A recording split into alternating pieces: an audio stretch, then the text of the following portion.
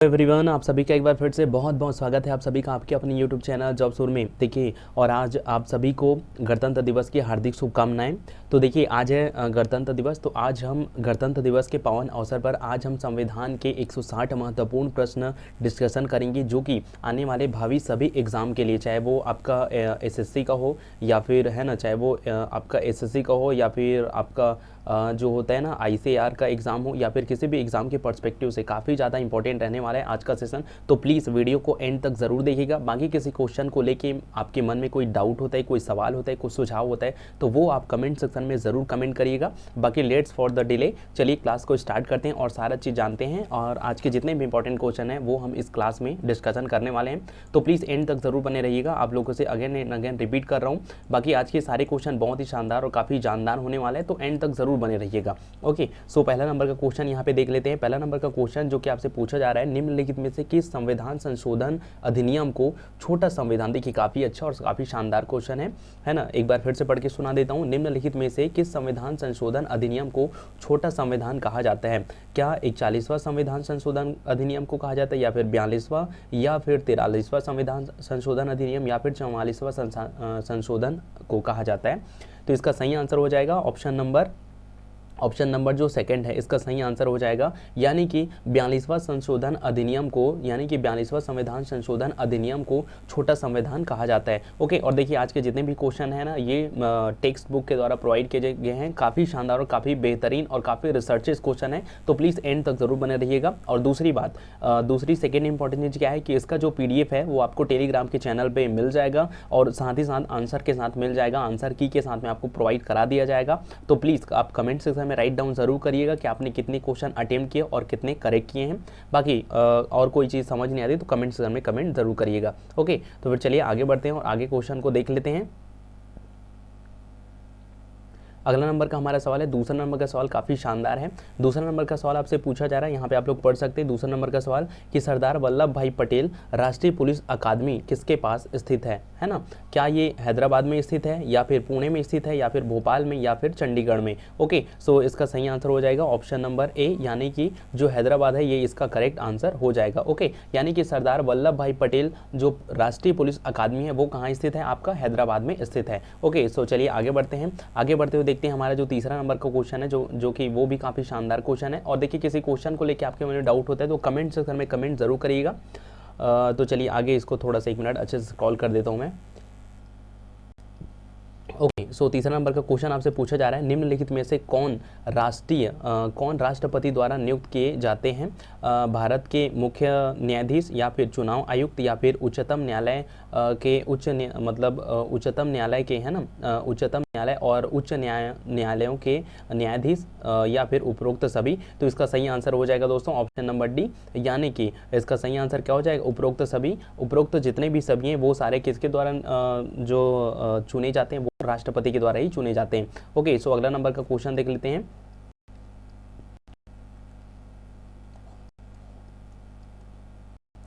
Okay, सो आज का अगला नंबर का सवाल है, देखिए क्या है, कुछ चीज़ों को लेके थोड़ा बहुत आप लोग को प्रॉब्लम हो सकता है, लेकिन कोई दिक्कत नहीं, कोशिश करते हैं सारा चीज़ को अच्छे से फाइंड करने का।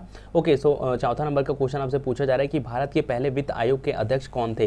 क्या KC नियोगी थे, महावीर त्यागी जी थे, या फिर के संथानम थे, या फिर YV चौहान थे? तो इसका सही आंसर हो जाएगा ऑप्शन नंबर ए, यानी कि जो KC नियोगी थे वो भारत के पहले वित्त आयोग के अध्यक्ष थे। ओके, आई होप आप सभी को इसका आंसर पता रहा होगा। सो अगला नंबर का क्वेश्चन है, अगला नंबर का क्वेश्चन आपसे पूछा जा रहा है, अगला नंबर क्वेश्चन आपसे पूछ रहा है कि अधिकार परीक्षा शब्द का क्या अर्थ है? क्या अधिकार परीक्षा शब्द का अर्थ है प्रमाणित होना, या फिर शरीर का होना, या फिर हम आदेश देते हैं, या फिर किस अधिकार से? तो इसका सही आंसर हो जाएगा ऑप्शन नंबर 4 जो है इसका सही आंसर हो जाएगा, यानी कि अधिकार परीक्षा का मतलब होता है किस अधिकार से। ओके, सो आगे बढ़ते हैं। आगे बढ़ते हुए हम लोग देख लेते हैं हमारा अगला और छठवां नंबर का क्वेश्चन, जो कि काफ़ी इंटरेस्टिंग और काफ़ी शानदार है। जम्मू कश्मीर किसके माध्यम से भारत का हिस्सा बना? क्या जम्मू कश्मीर अधिमिलन पत्र के माध्यम से भारत का हिस्सा बना, या फिर आज्ञा पत्र के माध्यम से, या फिर जम्मू और कश्मीर शांति समझौता के माध्यम से, या फिर जनमत संग्रह के माध्यम से। तो इसका सही आंसर आप लोगों ने, आई होप आप सबने दे दिया होगा। तो क्वेश्चन नंबर 6वां का सही आंसर हो जाएगा ऑप्शन नंबर ए, यानी कि जो जम्मू कश्मीर है वो भारत का जो हिस्सा बना वो कौन से माध्यम से बना, अधिमिलन पत्र के माध्यम से भारत का हिस्सा बना हमारा जो आज का वर्तमान का जो जम्मू और कश्मीर है वो, है ना। अगला नंबर का सवाल सुनिए। अगला नंबर का सवाल आपसे पूछा जा रहा है कि निम्नलिखित में से कौन भारत के पहले मुख्य न्यायाधीश थे। क्या एम पतंजलि शास्त्री थे, या फिर मेहर चंद महाजन थे, या फिर हीरालाल जी कानिया थे, या फिर SR दास थे। तो इसका सही आंसर हो जाएगा ऑप्शन नंबर 3, यानी कि जो हीरालाल जी कानिया है ना, HJ कनिया जिसको हम लोग बोलते हैं, इसका सही आंसर हो जाएगा हीरालाल कानिया जी थे जो भारत के पहले मुख्य न्यायाधीश थे। ओके, अगला नंबर का सवाल देख लेते हैं। अगला नंबर का सवाल आपसे पूछा जा रहा है कि निम्न है ना, अगला नंबर का सवाल 8वां नंबर का सवाल आपसे पूछा जा रहा है कि भारत के संविधान निम्नलिखित अनुसूचियों में से कौन 3 सूचियों संघ, राज्य और संवर्ती का प्रतिनिधित्व करता है, दूसरा, 9वां, 6वां या फिर 7वां। तो इसका सही आंसर हो जाएगा 8वां नंबर का सही आंसर हो जाएगा ऑप्शन नंबर 4, यानी कि जो 7वां अनुसूची है वो 3 सूचियां, जिसके अंतर्गत कौन कौन सी सूची आती हैं, संघ हो गया, राज्य हो गया और संवर्ती, ये जो है ना 7वां अनुसूची जो है ये तीनों का प्रतिनिधित्व करता है। ओके, सो अगला नंबर का सवाल देख लेते हैं। अगला नंबर का 9वां नंबर का सवाल आपसे पूछा जा रहा है। 9वां नंबर का सवाल क्या पूछ रहा है ये देख लेते हैं पहले। कहा जाता है कि भारत का पहला राष्ट्रीय ध्वज 1906 पर खाली स्थान पर फहराया गया था। आपको बताना है कि भारत का पहला राष्ट्रीय ध्वज जो 1906 में फहराया गया था, आपको बताना है वो भारत किस स्थान पर फहराया गया था, है ना। क्या यहाँ पे ऑप्शन देख लीजिए, क्या ये पटना में फहराया गया था, या फिर कोलकाता में, या फिर नई दिल्ली में, या फिर अहमदाबाद में। तो 9वां नंबर का सही ऑप्शन हो जाएगा ऑप्शन नंबर 2, यानी कि कोलकाता में फहराया गया था 1906 में जो भारत का राष्ट्रीय ध्वज है वो। ओके, सो अगला नंबर का सवाल देख लीजिए। अगला नंबर का सवाल 10वां नंबर का सवाल काफ़ी शानदार है।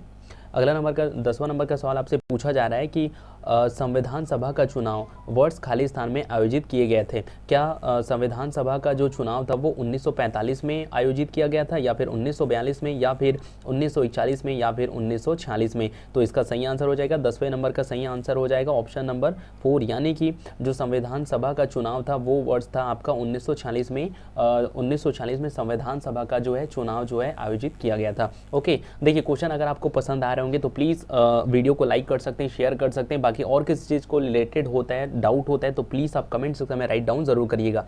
11वां नंबर का सवाल सुनिए। 11वां नंबर का सवाल यहाँ पे आपसे पूछा जा रहा है ना। 11वां नंबर का सवाल क्या पूछा जा रहा है ये देख लेते हैं कि भारत के संविधान में आपातकालीन प्रावधानों को शामिल करने के विचार से उधार लिया गया है, मतलब विचार से उधार लिया गया है। क्या कनाडा का संविधान से, या फिर भारत सरकार अधिनियम से, या फिर आयरलैंड संविधान से, या फिर संयुक्त राज्य अमेरिका के संविधान से। ओके, सो 11वां नंबर का सही आंसर क्या हो जाएगा, 11वां नंबर का सही आंसर हो जाएगा आप लोग का ये, है ना, यानी कि सेकेंड भारत सरकार अधिनियम। ये आप लोग देख सकते हैं 1937 है जहाँ तक। खैर मेरे को थोड़ा हिंदी में थोड़ा दिक्कत होता है, प्लीज़ आप लोग बुरा ना मानिएगा, इसको सही करेक्ट डाउन कर लीजिएगा। खैर इंग्लिश में जब ये वाला क्वेश्चन आएगा तो आप लोग वहाँ पे इसको करेक्ट कर सकते हैं। ओके, सो अगला नंबर का सवाल देख लीजिए। अगला नंबर का सवाल चलिए देखते हैं और यहाँ पे जानते हैं। आज का शानदार क्वेश्चन है। 12वां नंबर का सवाल आपसे पूछा जा रहा है। 12वां सवाल आपसे पूछा जा रहा है कि भारत के संविधान का कौन सा अनुच्छेद संसद के संयुक्त सत्र से संबंधित है। एक बार फिर से रिपीट कर देता हूं, भारत के संविधान का कौन सा अनुच्छेद संसद के संयुक्त सत्र से संबंधित है, 72वां, 102 या फिर 108 या फिर 111। तो 12वें नंबर का सही आंसर हो जाएगा ऑप्शन नंबर 3, यानी कि 108 जो अनुच्छेद है वो संसद के संयुक्त सत्र से संबंधित है। ओके, सो अगला नंबर का सवाल देख लेते हैं। 13वां नंबर का सवाल यहाँ पे आपसे पूछा जा रहा है कि फ्रंटियर गांधी के रूप में कौन प्रसिद्ध था। क्या फ्रंटियर गांधी के लोग किसको जानते थे, खान अब्दुल गफ्फार खान को, या फिर बाल गंगाधर तिलक को, या फिर एम गांधी को, या फिर आचार्य नरेंद्र देव को। तो देखिए 13वां नंबर का सही आंसर हो जाएगा ऑप्शन नंबर ए, यानी कि खान अब्दुल गफ्फार खान को हम लोग फ्रंटियर गांधी के नाम से जानते थे। ओके, तो अगला नंबर का 14 नंबर का सवाल देख लेते हैं। 14 नंबर का सवाल आपसे पूछा जा रहा है, ये भी इसी लेवल का सवाल है कि है ना 14 नंबर का सवाल है, संविधान सभा का स्थायी अध्यक्ष कौन था? क्या संविधान सभा का स्थायी अध्यक्ष जवाहरलाल नेहरू जी थे, या फिर डॉक्टर राजेंद्र प्रसाद जी थे, या फिर डॉक्टर सच्चिदानंद सिन्हा थे, या फिर डॉक्टर के.एम. मुंशी जी थे? तो 14वां नंबर का सही आंसर हो जाएगा ऑप्शन नंबर जो बी है, यानी कि जो संविधान सभा के स्थायी अध्यक्ष थे वो थे हमारे डॉक्टर राजेंद्र प्रसाद जी थे। ओके, सो अगला नंबर का सवाल देख लेते हैं। अगला नंबर का सवाल थोड़ा सा रीलोड ले रहा है दोस्तों। ओके, सो 15वां नंबर का सवाल आपसे पूछा जा रहा है, क्या पूछ रहा है ये देख लेते हैं कि कौन सा संविधान भारतीय संविधान द्वारा ऑस्ट्रेलियाई संविधान से नहीं लिया गया था। आपको बताना है कि निम्नलिखित में से कौन सा जो मतलब कौन सा संवैधानिक प्रावधान है जो ऑस्ट्रेलिया संविधान से नहीं लिया गया है। क्या ये राज्य नीति निर्देशक के सिद्धांत है, या फिर समवर्ती सूची, या फिर संसद के दोनों सदनों की संयुक्त बैठक है, या फिर व्यापार और वाणिज्यिक स्वतंत्रता है? तो 15वें नंबर का सही आंसर हो जाएगा ऑप्शन नंबर ए, यानी कि इसका सही आंसर हो जाएगा ये पहला नंबर का मतलब 15वां नंबर का ये राज्य नीति निर्देशक सिद्धांत है वो ऑस्ट्रेलियाई संविधान से नहीं लिया गया। देखिए क्वेश्चन आप लोग को यहाँ पे जो नई वर्ड है ना वो काफ़ी हाईलाइटेड है, इसलिए सस्पेंस में या फिर जल्दबाजी में कभी भी किसी भी आंसर को या फिर किसी भी क्वेश्चन को गलत मत करिएगा, इसलिए क्वेश्चन को अच्छे से पढ़ना बेहद ज़रूरी हो जाता है। ओके, सो अगला नंबर का सवाल सुनिए। 16वां नंबर का सवाल काफ़ी ईजी है, आई होप आप सब इसको ज़रूर करेंगे ये सवाल पढ़ने से पहले ही। ओके, सो 16वां नंबर का सवाल है कि भारत का 16वां नंबर का सवाल आपसे पूछा जा रहा है ना, 16वां नंबर का सवाल क्या पूछ रहा है ये देख लेते हैं। 16वां नंबर का सवाल कि भारत का राष्ट्रीय गीत खालिस्तान है। तो आपको बताना है कि भारत का राष्ट्रीय गीत क्या है, जन गण मन है, या फिर सारे जहां से अच्छा है, या फिर वंदे मातरम है, या फिर इनमें से कोई नहीं? तो इसका सही आंसर हो जाएगा 16 नंबर का सही आंसर हो जाएगा ऑप्शन नंबर 3, यानी कि वंदे मातरम भारत का राष्ट्रीय गीत है। देखिए कई लोग क्या है जन गण मन को मार सकते हैं, लेकिन ऐसा मत करिएगा। ये क्या है, ये हमारा नेशनल एंथम है और ये हमारा क्या है नेशनल सॉन्ग है। ओके, सो आई होप आप सबने इतना डिफरेंट जो है बेसिकली वो पता रहा होगा। ओके, सो अगला नंबर का सवाल सुनिए। अगला नंबर 17वां नंबर का सवाल आपसे पूछा जा रहा है, निम्नलिखित में से कौन बाल श्रम के अंतर्गत नहीं आता है? क्या कारखानों में काम करने वाले बच्चे, या फिर किराना दुकान में काम करने वाले बच्चे, या फिर होटलों में काम कर रहे बच्चे, या फिर अपने कृषि क्षेत्रों में काम कर रहे बच्चे? तो इसका सही आंसर हो जाएगा 17वां नंबर का जो लास्ट नंबर का ऑप्शन है, यानी कि ऑप्शन नंबर 4 इसका करेक्ट आंसर हो जाएगा। अपने कृषि क्षेत्रों में काम कर रहे बच्चे ये बाल श्रम के अंतर्गत नहीं आते, क्योंकि ये उनकी पर्सनल प्रॉपर्टी होती है, इसलिए बच्चे अपने घर में एज अ हेल्पिंग नेचर के थीसिस पे काम कर सकते। बाकी इनके अलावा जो और आपको 3 ऑप्शन दिख रहे हैं ना, ये सारे क्या है बाल श्रम के अंतर्गत आते हैं। ओके, सो अगला नंबर का सवाल सुनिए। अगला नंबर 18वां नंबर का सवाल आपसे पूछा जा रहा है। 18वां नंबर का सवाल क्या पूछा जा रहा है ये देख लेते हैं कि संविधान है ना, संविधान को अंतिम रूप देने के लिए संविधान सभा द्वारा कितना समय लिया गया था? आपको यहाँ पे बताना है कि जो संविधान सभा है वो जो बना ना वो कितने टाइम टेन्योर लिया है, कितने टाइम पीरियड के दौरान कितना टाइम लगा हमारे भारतीय संविधान को कंप्लीट पूर्ण होने में। क्या 2 साल 11 महीने 11 दिन लगे, या फिर 2 साल 11 महीने 13 दिन लगे, या फिर 2 साल 11 महीने 15 दिन लगे, या फिर 2 साल 11 महीने 18 दिन लगे? तो इसका सही आंसर हो जाएगा ऑप्शन नंबर 4। आई होप आप सबने इसको आंसर ऑलरेडी पता रहा होगा कि भारतीय संविधान को कंप्लीट होने में 2 साल 11 महीने 18 दिन लगे। ओके, सो अगला नंबर का सवाल सुनिए। अगला नंबर का सवाल काफ़ी ईजी लेवल का है और काफ़ी बच्चों वाला सवाल भी है। पूछा जा रहा है कि 19वां नंबर का सवाल आपसे पूछा जा रहा है ना, भारत का राष्ट्रीय फल कौन सा है? देखिए हालांकि आप सबने होगा, लेकिन चूंकि आज संविधान दिवस है भाई, तो संविधान के हमारे भारत के संविधान के ऊपर और जो भी राष्ट्रीय प्रतीक हैं उनके बारे में जानना भी जरूरी हो जाता है। तो इसका सही आंसर हो जाएगा ऑप्शन नंबर 4। ओके, सो 19वां नंबर का सही आंसर हो जाएगा ऑप्शन नंबर 4। देखिए डायरेक्टली बता दे रहा हूँ ताकि टाइम कम लगे। ओके, सो अगला नंबर का सवाल सुनिए। अगला नंबर का सवाल आपसे पूछा जा रहा है भाई, काफ़ी शानदार और काफ़ी मेरे ख्याल से ऐसे क्वेश्चन आपको 110% आनी चाहिए कि भारतीय राष्ट्रीय गीत खालिस्तान से लिया गया है। क्या गीतांजलि से लिए गए हैं, या फिर यहाँ पे देख लेते हैं ना ऑप्शन वगैरह, क्या गीतांजलि से लिए गए हैं, या फिर दुर्गेश नंदनी से लिया गया है, या फिर भारत विधाता से लिया गया है, या फिर आनंद मठ से लिया गया है? तो जी हाँ, आज का 20वां नंबर का सही आंसर हो जाएगा ऑप्शन नंबर डी, यानी कि जो वंदे मातरम है वो लिया गया है आनंद मठ से, है ना। तो इसका सही आंसर हो जाएगा ऑप्शन नंबर 4, यानी कि आनंद मठ से लिया गया है आपका राष्ट्रीय गीत। ओके, सो देखिए किसी भी क्वेश्चन को सस्पेंस में आके या फिर ज़्यादा ओवर कॉन्फिडेंट होकर गलत मत करिएगा। आपको मैं अगेन एंड अगेन रिपीट कर रहा हूँ, क्योंकि क्वेश्चन का लेवल इतना ज़्यादा ईजी है। अभी स्टार्टिंग में जितने भी क्वेश्चन आ रहे हैं इतने ज़्यादा ईजी हैं कि कोई हो सकता है कि सस्पेंस में आके या फिर खुशी खुशी में गलत कर दे, तो ऐसा मत करिएगा। ओके, सो नंबर का सवाल यहाँ देख लीजिए। भारत का संविधान 26 जनवरी 1950 को लागू हुआ था। किस अधिनियम या शासन दस्तावेज को इसने प्रतिस्थापित किया? आपको एक बार फिर से पढ़ के सुना देता हूँ। आप सबने पता है कि भारत का संविधान 26 जनवरी 1950 को लागू हुआ था। किस अधिनियम या शासन दस्तावेज को इसने प्रतिस्थापित किया? भारत सरकार अधिनियम 1858 या फिर भारत सरकार अधिनियम 1935 या फिर भारतीय परिषद अधिनियम 1892 या फिर रेगुलेटिंग एक्ट 1773। तो देखिए 21वां नंबर का सही आंसर हो जाएगा ऑप्शन नंबर जो सेकंड है, यानी कि इसका सही आंसर हो जाएगा भारत सरकार अधिनियम 1935 को, ये इसका सही आंसर हो जाएगा। ओके, सो 22वां नंबर का सवाल देखिए। 22वां नंबर का सवाल सुनिए, काफ़ी शानदार और काफ़ी जानदार है। अगर वीडियो आपको पसंद आ रही तो प्लीज़ लाइक और शेयर और कमेंट रुकना नहीं चाहिए। अगला नंबर का सवाल आपसे पूछा जा रहा है कि 26 जनवरी खालिस्तान को हिंदी भारत की आधिकारिक भाषा बन गई। आपको बताना है कि जो हिंदी है वो भारत की आधिकारिक भाषा कब बनी, कौन से 26 जनवरी पर? क्या 1965 में बनी या फिर 1964 में या फिर 1966 में या फिर 1950 में? तो देखिए 22वां नंबर का सही आंसर हो जाएगा ऑप्शन नंबर डी, यानी कि 26 जनवरी 1950 को जो हमारी हिंदी भाषा है ना, वर्तमान की हमारी जो मातृभाषा है, वो भारत की आधिकारिक भाषा के रूप में उसको दर्जा मिल गया। ओके, सो अगला नंबर का सवाल है। अगला नंबर का सवाल आपसे पूछा जा रहा है कि भारत के संविधान के अनुसार संसद का कौन सा सदन संविधान संशोधन विधेयक पारित करता है? आपको बताना है कि भारत के संविधान के अनुसार संसद का कौन सा सदन संविधान संशोधन विधेयक पारित करता है? क्या ये उच्च और निम्न दोनों सदनों के द्वारा एक साथ पारित किया जाता है, या फिर निम्न सदन के द्वारा, या फिर उच्च सदन के द्वारा, या फिर उच्च और निम्न दोनों सदनों के द्वारा अलग अलग पारित किया जाता है ना, संशोधन विधेयक, संविधान संशोधन विधेयक को?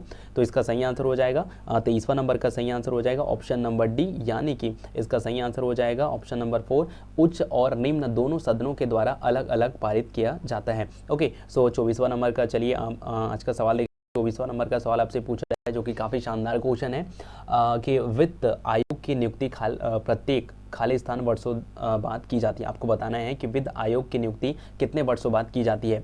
6 वर्षों बाद, 7 वर्षों बाद, या फिर 2 वर्ष के बाद, या फिर 5 वर्षों बाद? तो इसका सही आंसर हो जाएगा 24वां नंबर का सही आंसर हो जाएगा ऑप्शन नंबर डी, यानी कि 5 वर्ष के बाद में आयोग की नियुक्ति जो है की जाती है।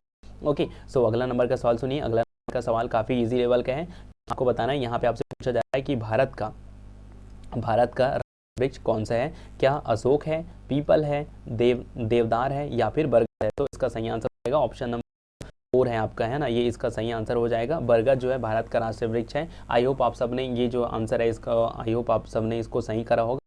काफ़ी इजी लेवल का सवाल रहा था। ओके, सो अगला नंबर का सवाल देख लेते हैं।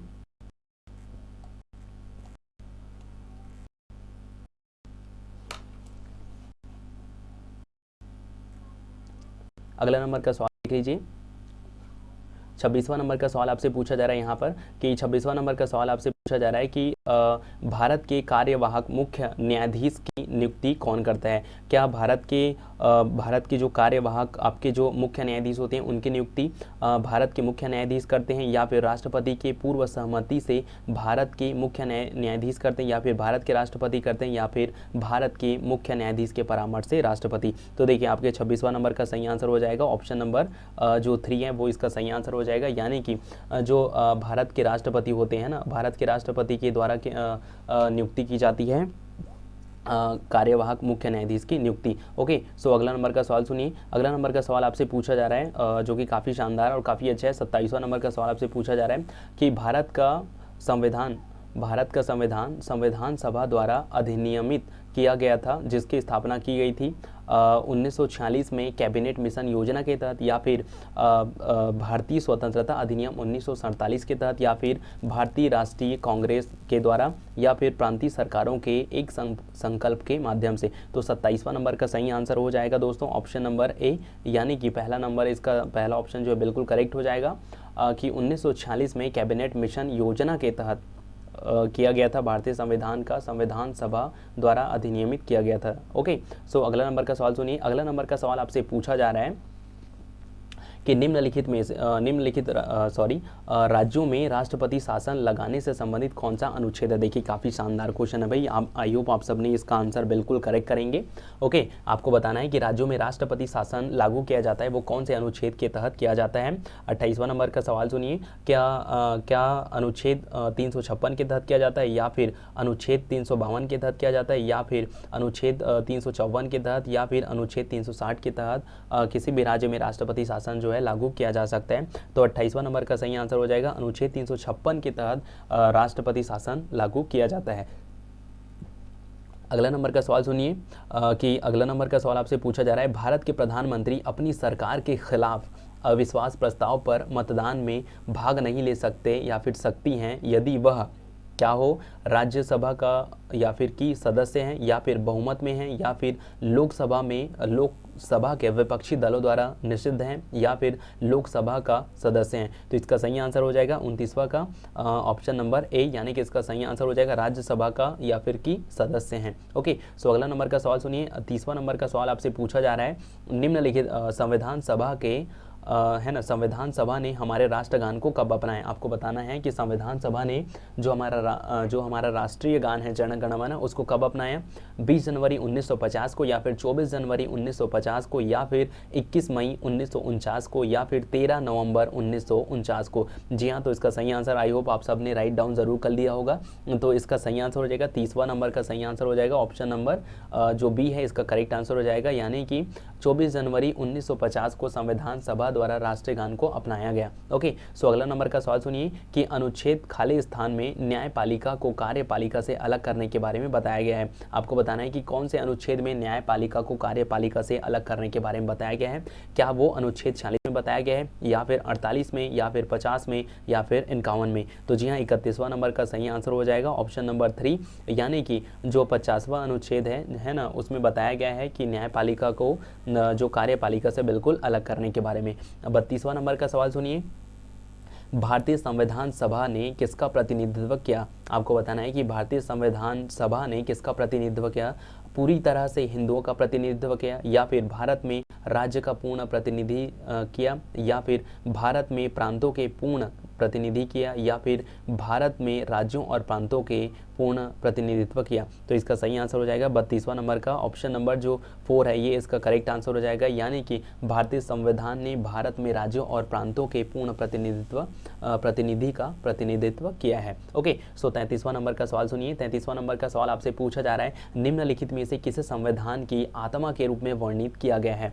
क्या मौलिक अधिकार को, राज्य के नीति निर्देशक सिद्धांत को, या फिर मौलिक कर्तव्य को, या फिर संविधान की प्रस्तावना को। तो देखिए 33वां नंबर का सही आंसर हो जाएगा ऑप्शन नंबर 4, यानी कि इसका सही आंसर क्या हो जाएगा, संविधान की प्रस्तावना जो है संविधान सभा की आत्मा के रूप में वर्णित किया गया है, या फिर जो संविधान की प्रस्तावना है उसे ही संविधान की आत्मा के रूप में जाना जाता है। ओके, सो 34वां नंबर का सवाल आपसे पूछा जा रहा है कि लोकसभा के पहले अध्यक्ष कौन थे। क्या नीलम संजीव रेड्डी जी थे, या फिर गणेश वासुदेव मालवंकर जी थे, या फिर KS हेगड़े थे, या फिर हुकुम सिंह थे। तो देखिए 34वां नंबर का सही आंसर हो जाएगा ऑप्शन नंबर जो सेकंड है, यानी कि गणेश वासुदेव मालवंकर जो थे वो लोकसभा के पहले अध्यक्ष थे। ओके, 35वां नंबर का सवाल सुनिए। 35वां नंबर का सवाल आपसे पूछा जा रहा है कि निम्नलिखित में से कौन अतिरिक्त संवैधानिक निकाय हैं। क्या भाषा आयोग है, या फिर चुनाव आयोग है, या फिर वित्त आयोग है, या फिर योजना आयोग है। तो 35वां नंबर का सही आंसर हो जाएगा दोस्तों ऑप्शन नंबर 4, यानी कि जो योजना आयोग है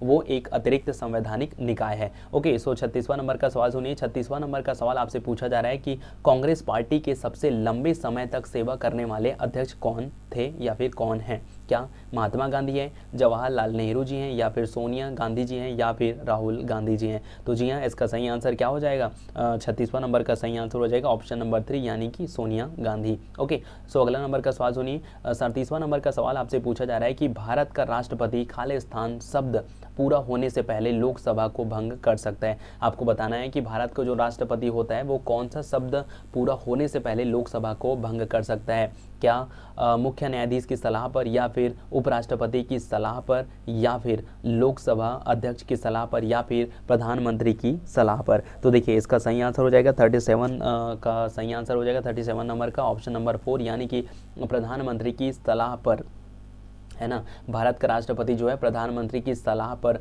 शब्द पूरा होने से पहले लोकसभा को भंग कर सकता है। ओके, सो अगला नंबर का सवाल सुन लीजिए। अगला नंबर का सवाल आपसे पूछा जा रहा है 38 क्वेश्चन जो है कि भारतीय संवैधानिक सुधारों पर रिपोर्ट, जिसे आमतौर पर मॉन्टेग्यू चेम्सफोर्ड रिपोर्ट के रूप में जाना जाता है, कब प्रकाशित की गई थी? 1905 में, 1910 में, 1920 में या फिर 1918 में? तो देखिए आपके 38 क्वेश्चन का सही आंसर हो जाएगा ऑप्शन नंबर 4 यानी कि 1918 में भारतीय संवैधानिक सुधारों पर रिपोर्ट, जिसे आमतौर पर मॉन्टेग्यू चेम्सफोर्ड रिपोर्ट कहा जाता है, उसे प्रकाशित किया गया था।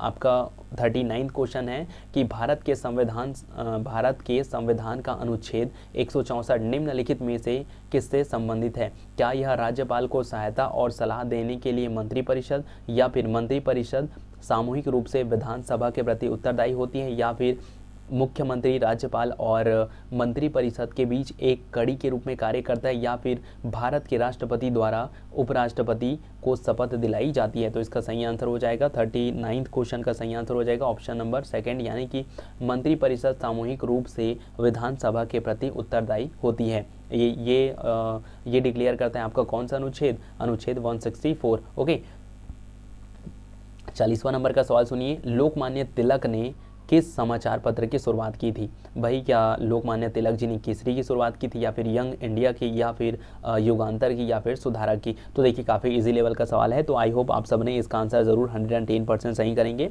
तो 40वां नंबर का सही आंसर हो जाएगा ऑप्शन नंबर ए यानी कि लोकमान्य गंगाधर तिलक जी ने जो है केसरी नामक जो पत्रिका है ना, जो समाचार पत्रिका है, उसकी शुरुआत करी थी। ओके, सो अगला नंबर का सवाल सुनिए। निम्नलिखित में से प्रति वर्ष किस दिन हम गणतंत्र दिवस मनाते हैं? देखिए काफ़ी ज़्यादा इजी लेवल का सवाल है, तो प्लीज़ आप लोग इसका आंसर जो है कमेंट सेक्शन में राइट डाउन ज़रूर करिएगा। 42वां नंबर का सवाल मैं आपको डायरेक्टली बताता हूँ, है ना। 42वां नंबर का सवाल सुनिए।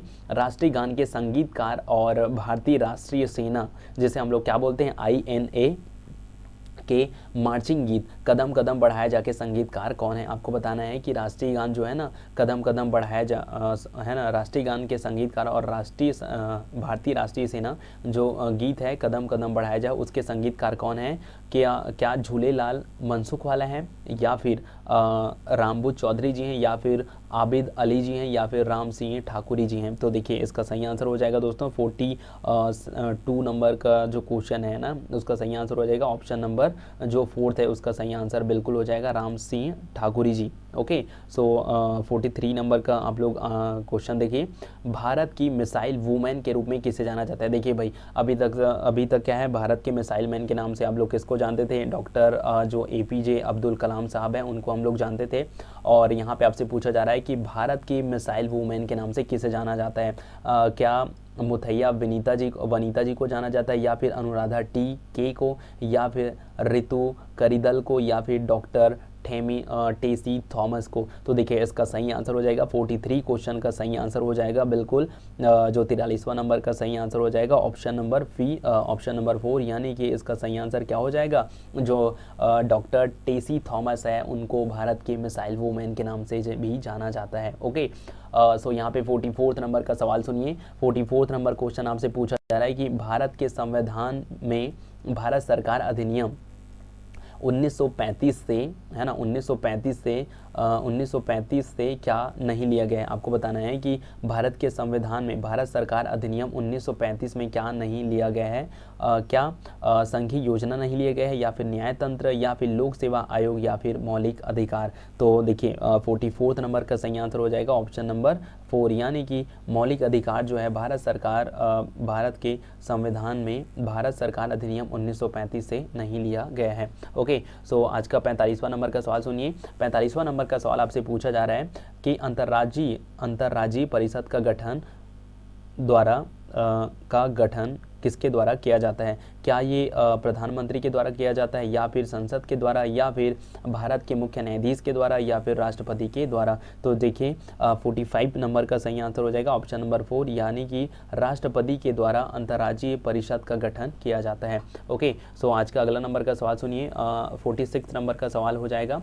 46वां नंबर का सवाल आपसे पूछा जा रहा है कि संविधान सभा द्वारा राष्ट्रीय ध्वज को कब अपनाया गया था। तो देखिए ये आई होप ये क्वेश्चन जो है थोड़ा सा रिपीट हो चुका है, तो इसका सही आंसर डायरेक्टली 46 नंबर का है ना। एक बार और आपको पूछ लेता हूँ, एक बार और आपसे रिपीट कर रहा हूँ कि संविधान सभा द्वारा राष्ट्रीय ध्वज को कब अपनाया गया था। क्या 15 अगस्त 1947 को अपनाया गया था, या फिर 22 जुलाई 1947 को, या फिर 26 जनवरी 1950 को, या फिर 24 जनवरी 1950 को। तो देखिए 46 नंबर का सही आंसर हो जाएगा दोस्तों ऑप्शन नंबर 2, यानी कि 22 जुलाई 1947 को संविधान सभा द्वारा राष्ट्रीय ध्वज को अपनाया गया था। देखिए क्वेश्चन रिपीट हो गया है, लेकिन अब क्या करें, क्वेश्चन आ गया तो एक बार बताना भी बनता है। ओके, यहाँ पे आपसे पूछा जा रहा है कि 47 नंबर का कि महात्मा गांधी का जन्म किस वर्ष हुआ। क्या महात्मा गांधी का जन्म 1869 को, या फिर 1899 को, या फिर 1859 को, या फिर 1879 को। तो जी हाँ, इसका सही आंसर हो जाएगा दोस्तों ऑप्शन नंबर ए, यानी कि जो 1869 है ये इसका सही आंसर हो जाएगा इस प्रश्न का, यानी कि महात्मा गांधी जी का जन्म 2 अक्टूबर 1869 को हुआ। ओके, आपको बताना है कि महात्मा गांधी का जन्म जो है किस स्थान पर हुआ। 48वां नंबर का सवाल सुनिए।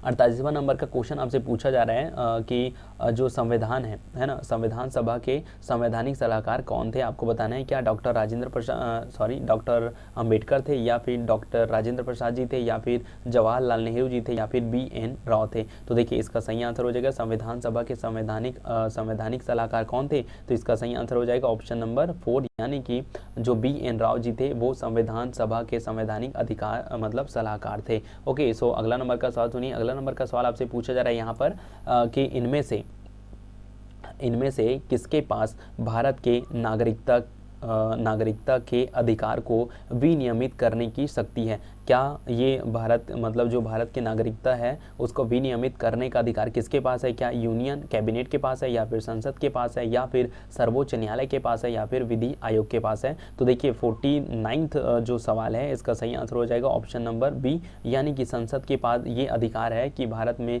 जो नागरिकता के अधिकार है उसको विनियमित कर सकते हैं। और आज का 50वां नंबर का सवाल हो जाएगा। 50वां नंबर का सवाल आपसे पूछा जा रहा है कि राष्ट्रपति द्वारा राज्यसभा में कितने सदस्य मनोनीत किए जाते हैं। क्या राष्ट्रपति द्वारा राज्यसभा में 15 सदस्य मनोनीत किए जाते हैं, या फिर 10, या फिर 12, या फिर 14। तो देखिए आई होप आप सबने इसका आंसर बिल्कुल सही करा होगा, क्योंकि यार ये तो काफ़ी शानदार, काफ़ी जानदार और काफ़ी बच्चों वाला सवाल है भाई।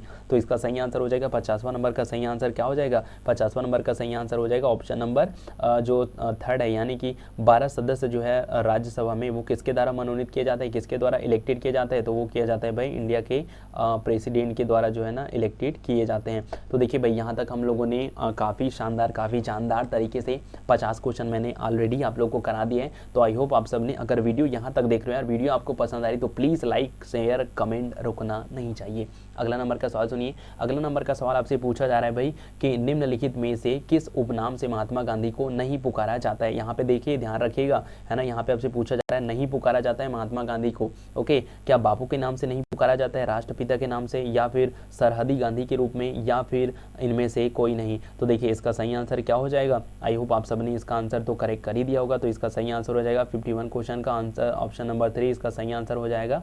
आपको बताना है यहाँ पे कि सरहदी गांधी के रूप में किसे जाना जाता है। ओके, सो अगला नंबर का सवाल सुनिए। अगला नंबर का सवाल यहाँ पे है 52 का पूछा जा रहा है कि सरकार के लोकतांत्रिक रूप में स्वतंत्र लोगों को क्या संदर्भित करता है।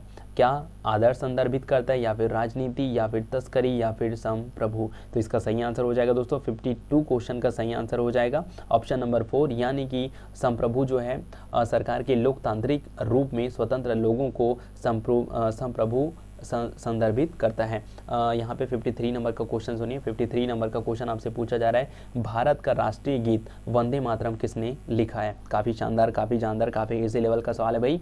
क्या आपको बताना है कि भारत का जो राष्ट्रीय गीत है वंदे मातरम उसको किसने लिखा।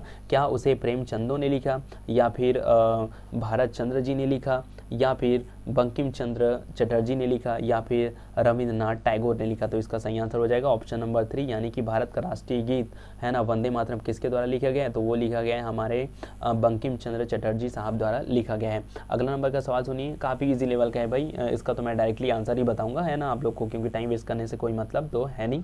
भारत का राष्ट्रीय फूल क्या है? तो आप सबने इसको ज़रूर पता होगा, इसका सही आंसर हो जाएगा कमल। और देखिए भाई, किसी को अगर नहीं पता रहा होगा ना कि भारत का राष्ट्रीय फूल क्या है, तो वो कमेंट सेक्शन में कमेंट ज़रूर करिएगा। ओके, सो अगला नंबर का सवाल सुनिए। अगला नंबर का सवाल है कि 55 नंबर का सवाल आपसे पूछा जा रहा है कि भारतीय घटक विधानसभा के अंतरिम अध्यक्ष कौन थे? जी हाँ, इसका सही आंसर आपको बताना होगा कि भारतीय घटक विधानसभा के अंतरिम अध्यक्ष कौन थे। क्या डॉक्टर अंबेडकर थे, या फिर डॉक्टर राजेंद्र प्रसाद जी थे, या फिर पंडित जवाहरलाल नेहरू थे, या फिर सच्चिदानंद सिन्हा थे? तो देखिए 55 नंबर का सही आंसर हो जाएगा, है ना, 55 नंबर सवाल का सही आंसर हो जाएगा ऑप्शन नंबर 4, यानी कि सच्चिदानंद सिन्हा जो थे वो विधानसभा के अंतरिम अध्यक्ष थे। ओके, अगला नंबर का सवाल आपसे पूछा जा रहा है, 56 नंबर का सवाल आपसे पूछा जा रहा है कि भारत के पहले प्रधानमंत्री पंडित जवाहरलाल नेहरू का निधन निम्नलिखित में से किस वर्ष में हुआ था? आपको बताना है कि जो प्रधानमंत्री जवाहरलाल नेहरू जी थे उनका जो निधन है वो किस वर्ष में हुआ? क्या 1964 में हुआ, 1961 में हुआ, या फिर 1965 में, या फिर 1967 में? तो 56वां नंबर का सही आंसर हो जाएगा ऑप्शन नंबर ए, इसका करेक्ट आंसर हो जाएगा, यानी कि 1964 में भारत के प्रथम प्रधानमंत्री पंडित जवाहरलाल नेहरू जी का निधन हुआ। ओके, सो अगला नंबर का सवाल आपसे पूछा जा रहा है, 57 नंबर का सवाल आपसे पूछा जा रहा है, राज्य और केंद्र शासित प्रदेशों की सूची भारत के संविधान की खाली स्थान अनुसूची में उल्लेखित है। आपको बताना है कि राज्य और केंद्र शासित प्रदेशों की सूची भारत की कौन सी अनुसूची में उल्लेखित है? दूसरी, चौथी, तीसरी या पहली में? तो इसका सही आंसर हो जाएगा ऑप्शन नंबर 4, यानी कि जो पहली अनुसूची है उसमें राज्य और केंद्र शासित जो प्रदेश हैं उनकी सूची भारत के संविधान में उल्लेखित है। ओके, सो अगला नंबर का सवाल सुनिए। अगला नंबर का सवाल यहाँ पे आपसे पूछा जा रहा है, अगला नंबर का सवाल यहाँ पे पूछा जा रहा है कि उस स्वतंत्रता सेनानी का नाम बताइए जिसने तिरंगे, जो बाद में राष्ट्रीय ध्वज बन गया, को डिज़ाइन किया और मोहनदास करमचंद गांधी को सौंपा। आपको बताना है कि किसने जो वर्तमान का हमारा जो तिरंगा है उसको डिज़ाइन किसने करा, है ना? तो इसका क्या पिंगली वेंकैया ने किया, या फिर ए देवरा, है ना, ए देवरा कलेश्वर राव जी ने किया, या फिर मुटनूरी कृष्ण राव ने किया, या फिर गोपती बहान या ने किया? तो इसका सही आंसर हो जाएगा ऑप्शन नंबर पहला, इसका सही आंसर हो जाएगा पिंगली वेंकैया के द्वारा जो वर्तमान का जो तिरंगा है उसको डिज़ाइन किया गया। अब उसके बाद अगला नंबर का सवाल देख लीजिए। अगला नंबर का सवाल आपसे पूछा जा रहा है, अगला नंबर का सवाल क्या पूछा जा रहा है कि भारत के संविधान का 73वां संशोधन निम्नलिखित में से किससे संबंधित है? क्या ये उपनगर से संबंधित है, पंचायत से संबंधित है, नगर पालिका से संबंधित है, या फिर जिला बोर्ड से संबंधित है? तो इसका सही आंसर हो जाएगा 59 नंबर का सवाल हो जाएगा, इसका सही आंसर हो जाएगा करेक्ट ऑप्शन सेकेंड 2, यानी कि जो भारत का 73वां संविधान संशोधन है वो किससे संबंधित है? वो संबंधित है आपके पंचायत से। अगला नंबर का सवाल सुनिए, 60वां नंबर क्वेश्चन का सवाल आपसे पूछा जा रहा है कि संविधान के अस्थायी अध्यक्ष कौन थे? संविधान सभा के अस्थायी अध्यक्ष कौन थे? डॉक्टर BR अम्बेडकर थे, या फिर डॉक्टर राजेंद्र प्रसाद थे, या फिर सच्चिदा सिन्हा थे, या फिर KM मुंशी जी थे? तो इसका सही आंसर क्या हो जाएगा? 60वां नंबर का सही आंसर हो जाएगा ऑप्शन नंबर डी, यानी कि संविधान सभा के अस्थायी अध्यक्ष कौन थे? तो वो थे डॉक्टर सच्चिदानंद सिन्हा जी। अगला नंबर का सवाल सुनिए। अगला नंबर का सवाल आपसे पूछा जा रहा है कि भारतीय संविधान की अनुसूची खाली स्थान से संबंधित है। तो आपको बताना है कि भारतीय संविधान की 7वीं अनुसूची किससे संबंधित है? क्या ये अधिनियम और विनियमन से संबंधित है, या फिर शक्तियों का विभाजन से संबंधित है, या फिर राज्यों का संघ से संबंधित है, या फिर अनुसूची क्षेत्रों का प्रावधान से संबंधित है? तो इसका सही आंसर हो जाएगा 61 क्वेश्चन का सही आंसर हो जाएगा ऑप्शन नंबर 2, यानी कि शक्तियों का विभाजन से संबंधित है भारतीय संविधान की 7वीं अनुसूची। उसके बाद 62वां नंबर का सवाल सुनिए। 62वां नंबर के सवाल में आपसे पूछा जा रहा है कि भारत के लिए एक संविधान सभा के विचार को पहली बार खाली स्थान के द्वारा सामने रखा गया था। क्या ये MN राय के द्वारा, या फिर महात्मा गांधी जी के द्वारा, या फिर BR अम्बेडकर के द्वारा, या फिर नेहरू जी के द्वारा ये जो विचार है, प्रस्ताव है, ये पहली बार रखा गया था? तो इसका सही आंसर हो जाएगा 62 क्वेश्चन का सही आंसर हो जाएगा ऑप्शन नंबर करेक्ट ए जो है इसका करेक्ट आंसर हो जाएगा, यानी कि भारत के लिए एक संविधान सभा ये विचार पहली बार प्रस्तुत किया गया था MN रॉय के द्वारा। अगला नंबर का सवाल सुनिए। 63 क्वेश्चन में आपसे पूछा जा रहा है, वंदे मातरम पहली बार भारतीय राष्ट्रीय कांग्रेस के अधिवेशन में कब गाया गया था? क्या ये 1896 में गाया गया था, या फिर 1892 में, या फिर 1886 में, या फिर 1947 में? तो देखिए इसका सही आंसर हो जाएगा 63 क्वेश्चन का सही आंसर हो जाएगा भाई ऑप्शन नंबर ए, यानी कि 1896 में वंदे मातरम पहली बार भारतीय राष्ट्रीय कांग्रेस अधिवेशन में गाया गया था। ओके, सो अगला नंबर का सवाल सुनिए। अगला नंबर का सवाल आपसे पूछा जा रहा है कि संविधान सभा को संबोधित करने वाले अंतिम ब्रिटिश गवर्नर जनरल कौन थे? क्या ये लॉर्ड एटली थे, या फिर लॉर्ड माउंटबेटन थे, या फिर लॉर्ड बेंटिंग थे, या फिर उपरोक्त में से कोई नहीं? तो जी हाँ, इसका सही आंसर आप सबने आई होप ऑलरेडी दे दिया होगा। तो इसका सही आंसर हो जाएगा ऑप्शन नंबर जो 2 है, इसका सही आंसर हो जाएगा लॉर्ड माउंटबेटन जो थे। ये इन्होंने क्या करा, इन्होंने संविधान सभा को संबोधित करने वाले अंतिम ब्रिटिश गवर्नर जनरल थे। उसके बाद 65वां नंबर का सवाल आपसे पूछा जा रहा है कि निम्नलिखित में से किसने वरिष्ठता के आधार पर संविधान सभा की पहली बैठक की अध्यक्षता की? क्या डॉक्टर भीमराव अंबेडकर ने किया, या फिर डॉक्टर राजेंद्र प्रसाद ने, या फिर वल्लभ भाई पटेल ने, या फिर सच्चिदानंद सिन्हा ने? तो इसका सही आंसर हो जाएगा 65 का, इसका सही आंसर हो जाएगा ऑप्शन नंबर 4, यानी कि सच्चिदानंद सिन्हा के द्वारा वरिष्ठता के आधार पर संविधान सभा की पहली अध्यक्ष की बैठक की गई थी। मतलब अध्यक्षता जो है ये सच्चिदानंद सिन्हा जी ने संभाली थी। अगला नंबर का सवाल आपसे पूछा जा रहा है कि भारतीय राष्ट्रीय कांग्रेस ने किस वर्ष में संविधान सभा की मांग की? क्या 1924 में करी, या फिर 1914 में, या फिर 1934 में, या फिर 1940 में? तो जी हाँ, इसका सही आंसर हो जाएगा ऑप्शन नंबर 3, यानी कि जो भारतीय राष्ट्रीय कांग्रेस ने जो है संविधान सभा की मांग कौन से सत्र में की? तो इसका सही आंसर हो जाएगा बिल्कुल है ना ऑप्शन नंबर 3, यानी कि 1934 में की। अगला नंबर का सवाल सुनिए। अगला नंबर का सवाल देखिए काफ़ी इजी लेवल का है कि किसे भारत का लौह पुरुष कहा जाता है? तो इसका सही आंसर डायरेक्टली हो जाएगा भाई जो ऑप्शन नंबर ए है वो बिल्कुल करेक्ट हो जाएगा। हम लोग भारत के संविधान के भारत का लौह पुरुष के नाम से किसे जानते हैं? तो वो हम लोग जानते हैं वल्लभ भाई पटेल को, यानी कि अगर आपसे पूछा जाए who is the iron man of India, तो वो हम लोग किसको कहते हैं? हम लोग कहते हैं वल्लभ भाई पटेल को। अगला नंबर का सवाल सुनिए। अगला नंबर का सवाल यहाँ पर आपसे पूछा जा रहा है कि किसको तिलक ने अपने राजनीतिक गुरु के रूप में स्वीकार किया, है ना? किसको तिलक ने अपने राजनीतिक गुरु के रूप में स्वीकार किया? स्वामी विवेकानंद जी को, या फिर विष्णु सती चिपलांकर जी को, या फिर छत्रपति शिवाजी को, या फिर शिशिर कुमार घोष को? तो इसका सही आंसर हो जाएगा दोस्तों 68 क्वेश्चन का सही आंसर हो जाएगा option number A, option number पहला इसका सही आंसर हो जाएगा, यानी कि तिलक जी ने स्वामी विवेकानंद जी को अपने राजनीतिक गुरु के रूप में स्वीकार करा।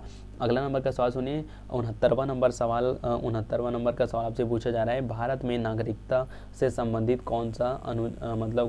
संबंधित अनुच्छेद का कौन सा सेट है? आपको बताना है कि भारत में नागरिकता से संबंधित अनुच्छेद का कौन सा सेट है? क्या ये अनुच्छेद 5 से 11 है, या फिर अनुच्छेद 1 से 4 है, या फिर अनुच्छेद 12 से 35 है, या फिर अनुच्छेद 36 से 51 है? तो जी हाँ, इसका सही आंसर हो जाएगा ऑप्शन नंबर ए, यानी कि अनुच्छेद 5 से 11 जो है भारत में नागरिकता से संबंधित अनुच्छेद का सेट है। ओके, सो यहाँ पे 70वां नंबर का सवाल आपसे पूछा जा रहा है भाई। 70वां नंबर का सवाल आपसे क्या पूछा जा रहा है देख लीजिए कि संविधान सभा के संवैधानिक सलाहकार कौन थे? क्या संविधान सभा के संवैधानिक सलाहकार सच्चिदानंद सिन्हा जी थे, या फिर के.एम. मुंशी जी थे, या फिर बी.एन. राव थे, या फिर टी कृष्णमाचारी थे? तो इसका सही आंसर हो जाएगा भाई 70वां नंबर का सही आंसर हो जाएगा ऑप्शन नंबर 3, यानी कि बी.एन. राव जी थे। वो क्या थे? संविधान सभा के संवैधानिक सलाहकार थे।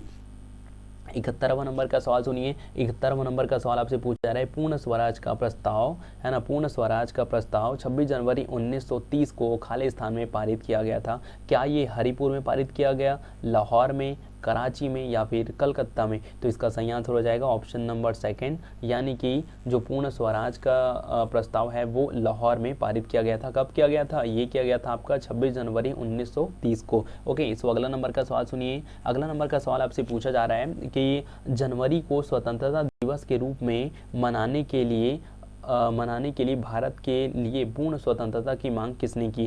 क्या ये मांग की गोपाल कृष्ण गोखले जी ने, सुरेंद्र नाथ बनर्जी जी ने, महात्मा गांधी जी ने, जवाहरलाल नेहरू जी ने? तो इसका सही आंसर हो जाएगा 72 का सही आंसर हो जाएगा ऑप्शन नंबर 4 यानी कि जवाहरलाल नेहरू जी इसका सही आंसर हो जाएगा। अगला नंबर का सवाल सुनिए। अगला नंबर का सवाल आपसे पूछा जा रहा है कि भारत की जो ध्वज संहिता कब से प्रभावी है? आपको बताना है कि भारत की ध्वज संहिता कब से प्रभावी है। क्या ये 26 जनवरी 2001 से प्रभावी है, या फिर 15 अगस्त 2002 से, या फिर 26 जनवरी 2002 से, या फिर 26 जनवरी 2003 से? तो देखिए भाई 73वां नंबर का सही आंसर हो जाएगा ऑप्शन नंबर 3 जो है ये इसका करेक्ट आंसर हो जाएगा, यानी कि 26 जनवरी 2002 से भारत की ध्वज संहिता ये प्रभावी है। 74वां नंबर का सवाल सुनिए। 74 नंबर का सवाल आपसे पूछा जा रहा है कि भारतीय संविधान की कौन सी अनुसूची भाषाओं से संबंधित है? क्या 9वीं अनुसूची संबंधित है, या फिर दूसरी अनुसूची, पहली अनुसूची, या फिर 8वीं अनुसूची? तो जी हाँ, इसका सही आंसर हो जाएगा 74वां नंबर का सही आंसर हो जाएगा ऑप्शन नंबर 4 यानी कि जो 8वीं अनुसूची है वो भारत के मतलब भारतीय भाषाओं से संबंधित है। 75वां नंबर का सवाल सुनिए। 75वां नंबर का सवाल आपसे पूछा जा रहा है कि भारतीय संविधान के सभा में महिला सदस्यों की कुल संख्या कितनी थी? क्या 10 थी, या फिर 12 थी, 13 थी, या फिर 15 थी? तो इसका सही आंसर क्या हो जाएगा? 75वां नंबर सवाल का सही आंसर हो जाएगा ऑप्शन नंबर 4 यानी कि जो भारतीय संविधान थी, है ना, जो भारतीय संविधान सभा में महिलाओं की कुल सदस्य संख्या कितनी थी? 15 थी। अगला नंबर का सवाल सुनिए। 76वां नंबर का सवाल आपसे पूछा जा रहा है कि भारत के राष्ट्रीय ध्वज में अशोक चक्र क्या दर्शाता है? क्या अशोक चक्र शांति का पहिया है, या फिर समृद्धि का पहिया, या फिर धर्म के नियम का पहिया, या फिर अधिकार का पहिया है?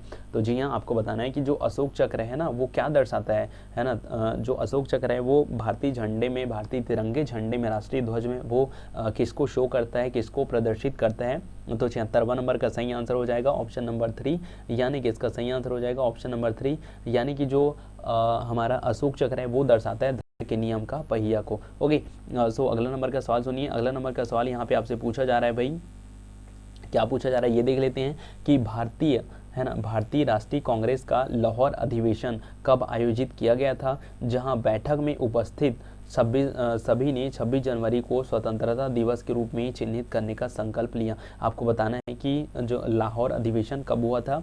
क्या ये 14 जनवरी 1937 को हुआ था, आयोजित किया गया था, या फिर 26 मार्च 1935 को, या फिर 31 दिसंबर 1929 को, या फिर 31 अक्टूबर 1945 को? तो इसका सही आंसर हो जाएगा 77वां नंबर का सही आंसर क्या हो जाएगा ऑप्शन नंबर 3 यानी 31 दिसंबर सन 1929 को लाहौर अधिवेशन जो है आयोजित किया गया था। ओके, सो अगला नंबर का सवाल सुनिए। अगला नंबर का सवाल यहाँ पर आपसे पूछा जा रहा है निम्नलिखित में से कौन सा एक राष्ट्रीय दल नहीं है? क्या बहुजन समाज पार्टी राष्ट्रीय नहीं है, या फिर सिक्किम डेमोक्रेटिक फ्रंट जो है राष्ट्रीय दल नहीं है, या फिर भारतीय जनता पार्टी, या फिर भारतीय राष्ट्रीय कांग्रेस?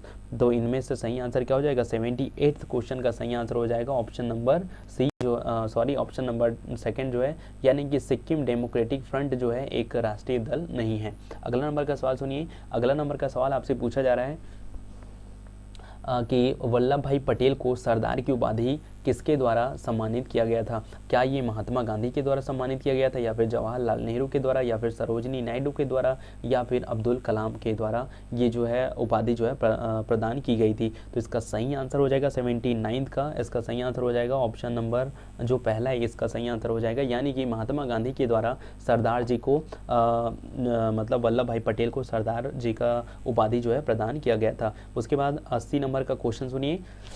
80 नंबर का क्वेश्चन यहाँ पर आपसे पूछा जा रहा है कि भारतीय राष्ट्रीय गान का पूर्ण संस्करण का अनुमानित गायन अवधि क्या है? क्या 48 सेकेंड है, 62 सेकेंड है, या फिर 52 सेकेंड है, या फिर 68 सेकेंड? तो इसका सही आंसर हो जाएगा ऑप्शन नंबर 3 यानी कि 52 सेकेंड में जो राष्ट्रीय गान है उनको गाने का जो टाइमिंग पीरियड है, टाइम ड्यूरेशन है वो 52 सेकेंड होता है। ओके, सो अगला नंबर का सवाल सुनिए। अगला नंबर का सवाल आपसे पूछा जा रहा है भाई कि संविधान सभा द्वारा संविधान सभा द्वारा संविधान के निर्माण के लिए कितनी समितियां बनाई गई थी? 22 बनाई गई थी, 9, 11 या फिर 20? तो इसका सही आंसर हो जाएगा ऑप्शन नंबर ए, यानी कि 22 है ना, 22 समितियां जो है गठित की गई थी या फिर बनाई गई थी। अगला नंबर का सवाल सुनिए। अगला नंबर का सवाल है 82वें नंबर का सवाल आपसे पूछा जा रहा है कि 24वां संशोधन खाली स्थान से संबंधित है। क्या ये अध्यक्ष के चुनाव की प्रक्रिया से संबंधित है, या फिर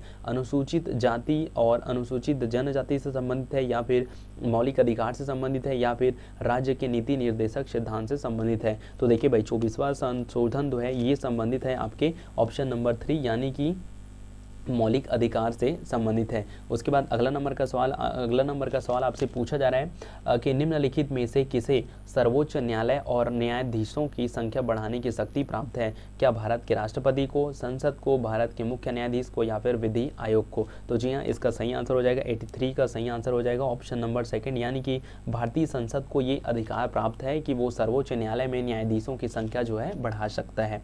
अगला नंबर का सवाल आपसे पूछा जा रहा है कि संसद के प्रत्येक सदन में, है ना, संसद के प्रत्येक सदन के 2 सत्रों के बीच अधिकतम अंतराल कितना हो सकता है?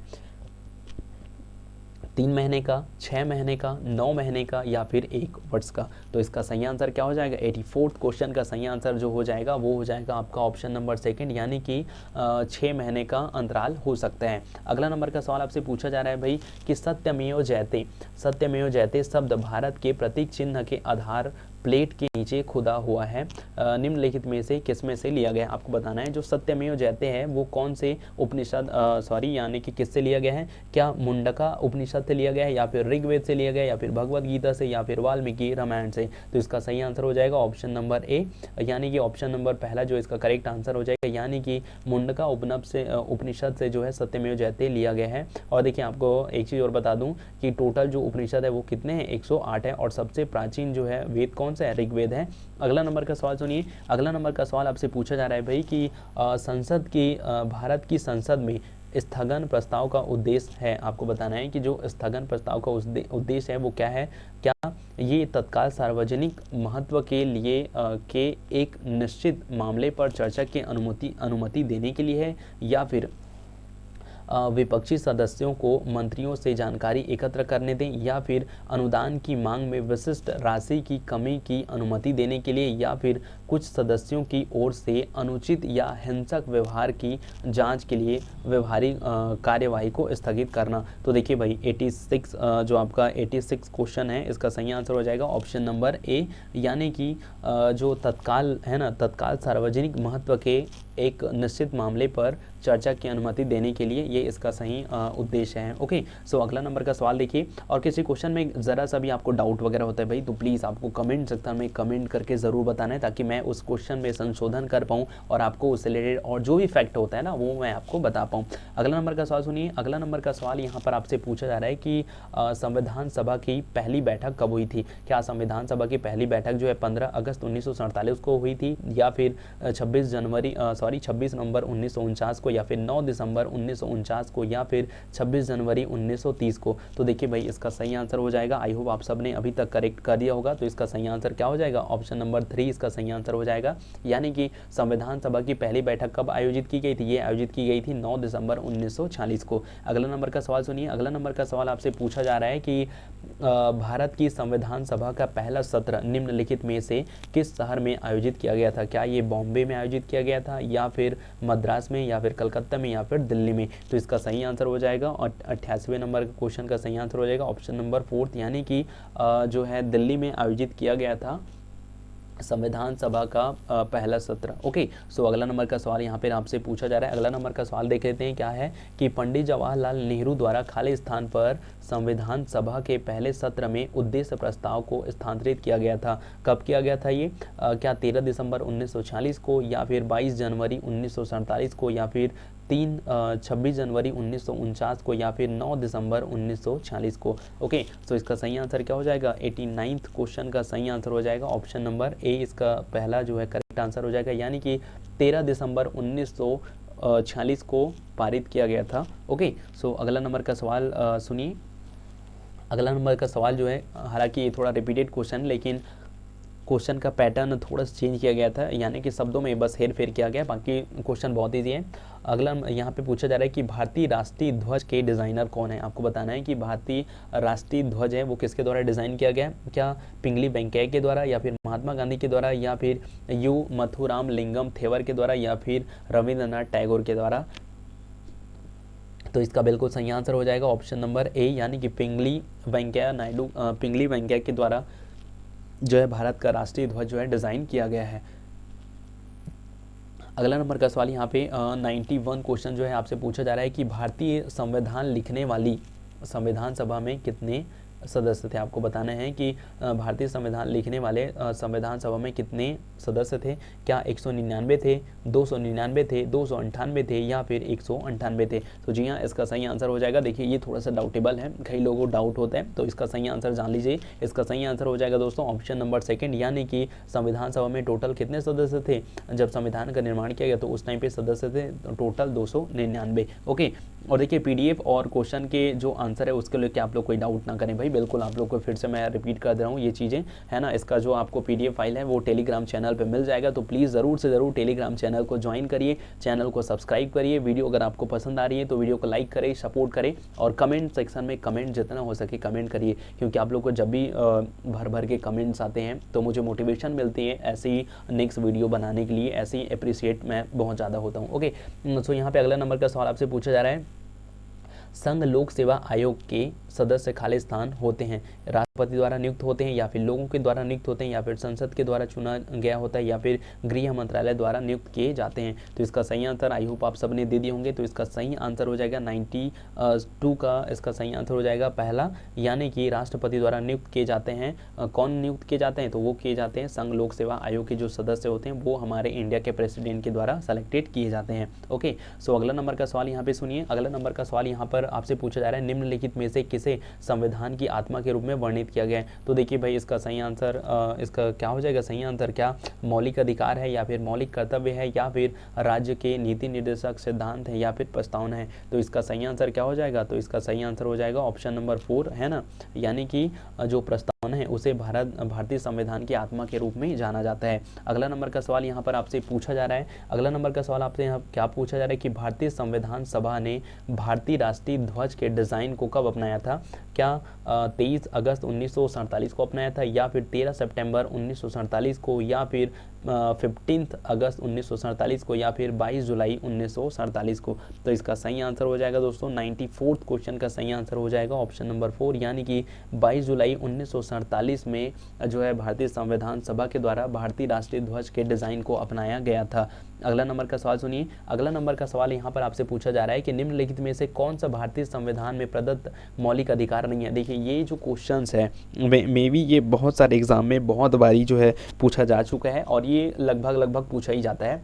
क्या वो संपत्ति का अधिकार है, या फिर शिक्षा का अधिकार है, या फिर स्वतंत्रता का अधिकार है, या फिर समानता का अधिकार। तो इसका सही आंसर हो जाएगा दोस्तों ऑप्शन नंबर ए, यानी कि भारतीय संविधान के द्वारा जितने भी मौलिक अधिकार प्रदान किए गए हैं ना, उनमें से जो संपत्ति का अधिकार है वो मौलिक अधिकार के अंतर्गत नहीं आता है। आई होप आप सबने इसका आंसर ज़रूर से ज़रूर पता रहा होगा। अगला नंबर का सवाल सुनिए। 96 नंबर सवाल आपसे पूछा जा रहा है।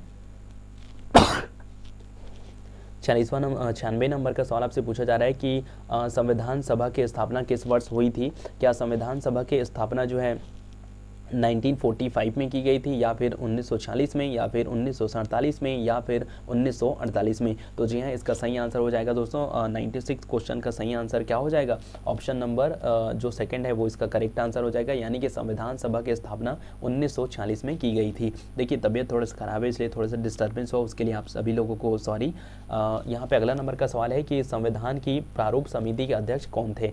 क्या अरुणा आसफ अली जी थे, या फिर डॉक्टर राजेंद्र प्रसाद जी थे, या फिर JL नेहरू जी थे, या फिर BR अम्बेडकर जी थे। तो इसका सही आंसर क्या हो जाएगा दोस्तों 97 नंबर का बिल्कुल सही आंसर हो जाएगा ऑप्शन नंबर 4, यानी कि संविधान सभा के अध्यक्ष कौन थे, तो ये थे BR अम्बेडकर जी। ओके, सो यहाँ पे आपका 98 नंबर का सवाल आपसे पूछा जा रहा है कि संविधान सभा के विधि सलाहकार के रूप में किसे नियुक्त किया गया था। क्या BN राव को, या फिर HVR आयंगर जी को, या फिर SN मुखर्जी को, या फिर बेहर राम मनोहर सिन्हा को। तो इसका सही आंसर क्या हो जाएगा, 98 क्वेश्चन का सही आंसर होगा दोस्तों ऑप्शन नंबर ए, यानी कि जो बी एन राव थे इनको नियुक्त किया गया था संविधान सभा के विधि सलाहकार के रूप में। ओके, सो अगला नंबर का सवाल यहाँ पे आपसे पूछा जा रहा है भाई कि संविधान सभा है ना, भारतीय संविधान सभा ने संविधान कब अपनाया था। आपको बताना है कि भारतीय संविधान सभा ने संविधान को कब अपनाया था, क्या 26 नवंबर 1949 को अपनाया था, या फिर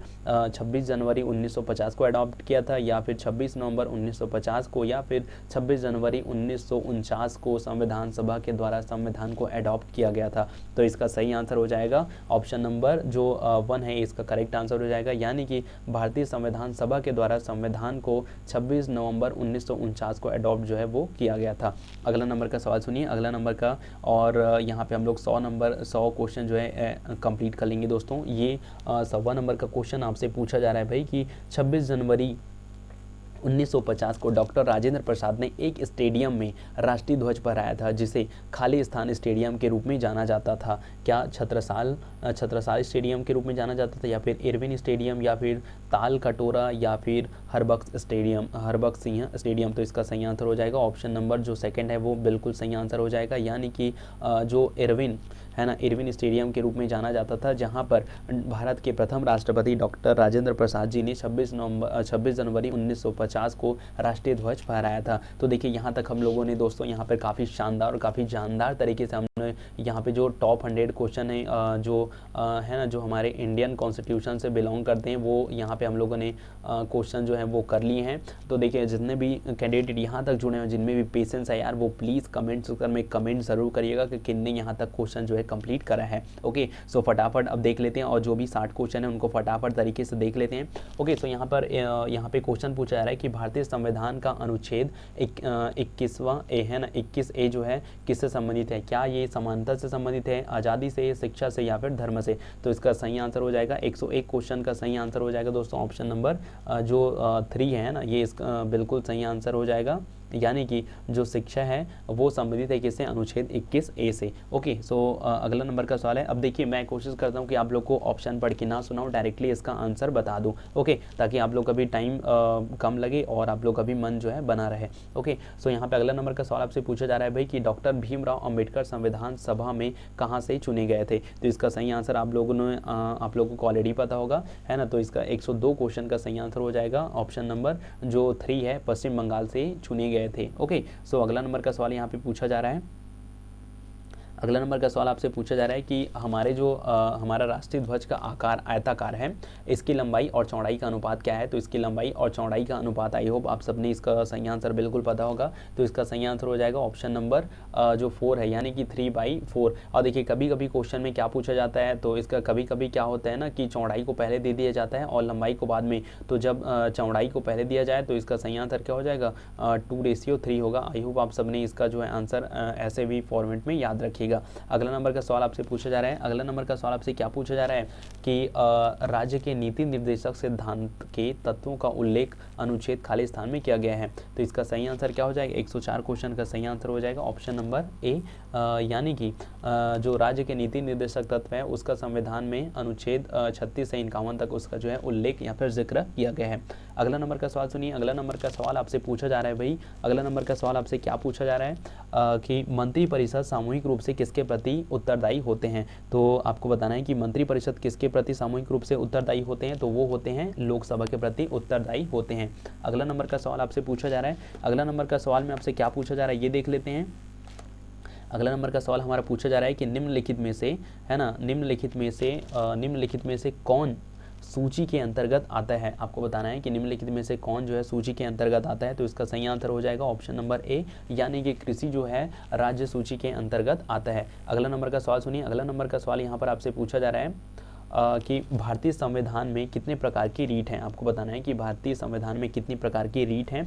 तो इसका सही आंसर हो जाएगा 107 क्वेश्चन का सही आंसर हो जाएगा ऑप्शन नंबर ए, इसका करेक्ट आंसर हो जाएगा, यानी कि भारतीय संविधान में 5 प्रकार की रीट हैं। अगला नंबर का सवाल सुनिए। अगला नंबर का सवाल आपसे पूछा जा रहा है कि राज्य में राष्ट्रपति के द्वारा कितने सदस्य मनोनीत किए जाते हैं। आपको बताना है कि राष्ट्रपति द्वारा राज्यसभा में कितने सदस्य मनोनीत किए जाते हैं। आई होप जहाँ तक मैं रिमाइंड कर पा रहा हूँ, रिकॉल कर पा रहा हूँ, ये जो क्वेश्चन है वो रिपीट अपॉइंट हो रहा है, तो इसका सही आंसर भी बिल्कुल हो जाएगा ऑप्शन नंबर ए, यानी कि 12 सदस्य जो है राज्यसभा में राष्ट्रपति के द्वारा इलेक्टेड या फिर सेलेक्टेड करे जाते हैं। ओके, अगला नंबर का सवाल यहाँ पे पूछा जा रहा है कि स्वतंत्रता व्यक्ति के लिए बाहरी बाधाओं के बिना व्यक्त करने की स्वतंत्रता है।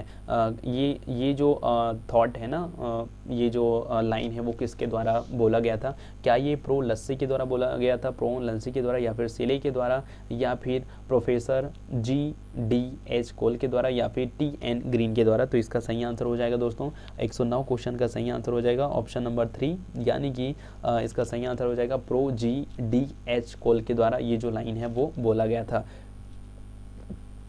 अगला नंबर का सवाल सुनिए। अगला नंबर का सवाल आपसे पूछा जा रहा है कि 73वां संविधान संशोधन निम्नलिखित में से संबंधित है, तो इसका सही आंसर हो जाएगा ऑप्शन नंबर ए करेक्ट हो जाएगा, यानी कि पंचायती राज से संबंधित है 73वां संविधान संशोधन।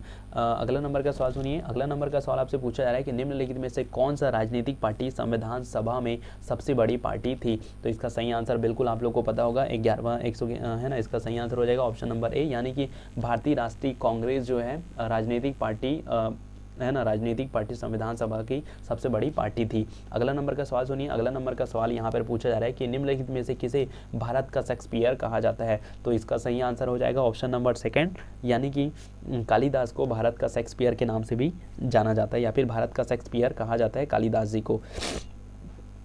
अगला नंबर का सवाल सुनिए। अगला नंबर का सवाल यहाँ पर आपसे पूछा जा रहा है कि निम्नलिखित में से किसने संविधान सभा में ऐतिहासिक उद्देश्यों को प्रस्तुत किया?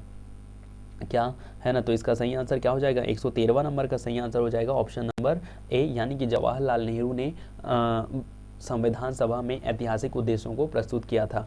अगला नंबर का सवाल सुनिए। अगला नंबर का सवाल है कि ब्रिटिश भारत में महिलाओं को मतदान का अधिकार कब दिया गया था? आपको बताना है कि ब्रिटिश भारत में महिलाओं को मतदान देने का अधिकार कब दिया गया था?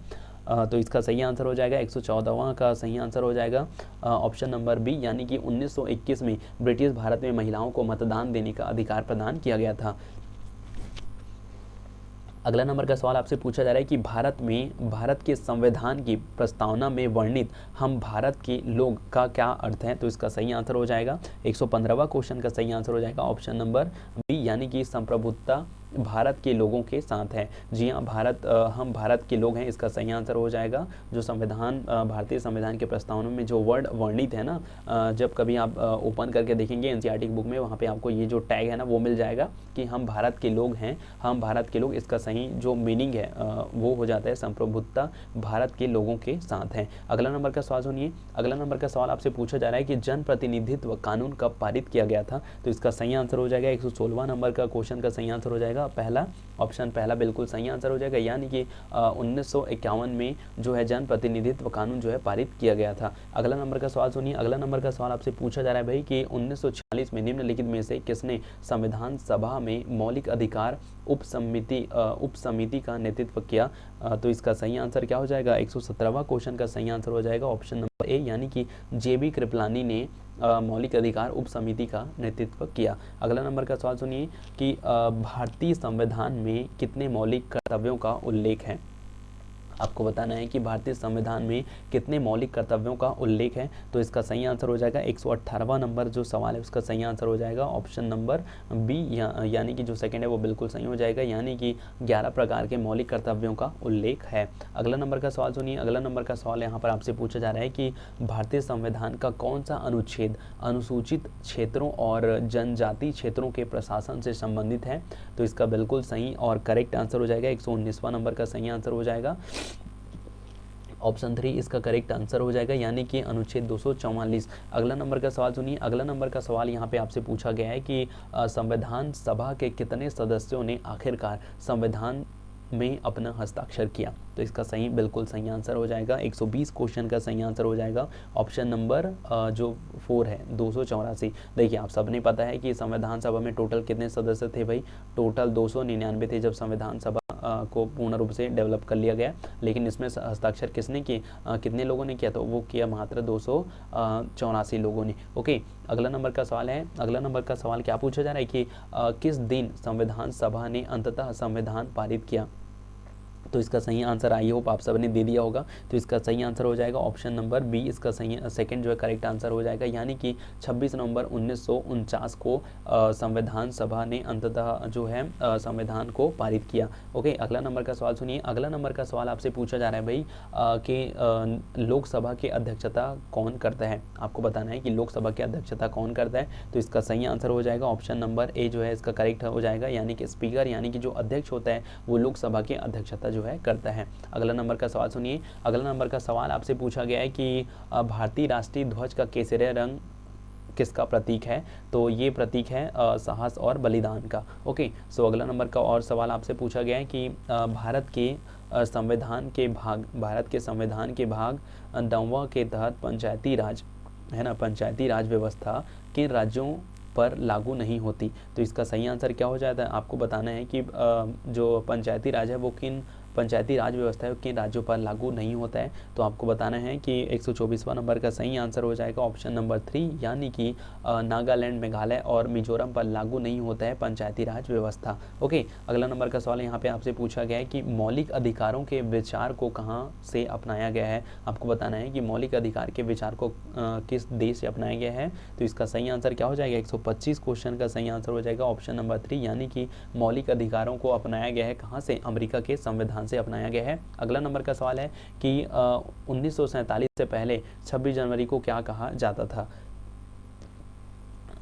है ना। तो इसका सही आंसर क्या हो जाएगा, 126वां क्वेश्चन का सही आंसर हो जाएगा दोस्तों ऑप्शन नंबर 3, यानी कि पूर्ण स्वराज दिवस के रूप में सेलिब्रेट किया जाता था इंडिया में 26 जनवरी को, है ना, 1947 से पहले। अगला नंबर का सवाल है कि पहला भारतीय गणतंत्र दिवस कब मनाया गया था। आपको बताना है कि पहला भारतीय गणतंत्र दिवस कब मनाया गया था। तो इसका सही आंसर हो जाएगा 127वां नंबर का सही आंसर हो जाएगा ऑप्शन नंबर ए, यानी कि पहला जो इसका सही आंसर हो जाएगा। तो पहला गणतंत्र दिवस हमने कब सेलिब्रेट किया था, तो हमने सेलिब्रेट किया था 26 जनवरी 1950 को। अगला नंबर का सवाल यहाँ पे देख लीजिए, है ना, 126वां सॉरी यहाँ पे आपसे पूछा जा रहा है कि the article of Indian act constitution है ना पर्टेनिंग ऑफ राइट अगेंस्ट डिक्रिमिनेशन। आपको बताना है कि जो अधिकार है कौन सा जो अगेंस्ट डिक्रिमिनेशन का वो कौन से आर्टिकल में उल्लेखित है। क्या ये आर्टिकल 16 में है। तो चलिए इसका सही आंसर बता देता हूँ। इसका सही आंसर हो जाएगा दोस्तों, इसका सही आंसर हो जाएगा ऑप्शन नंबर 4, इसका सही आंसर हो जाएगा, यानी कि आर्टिकल 15 जो है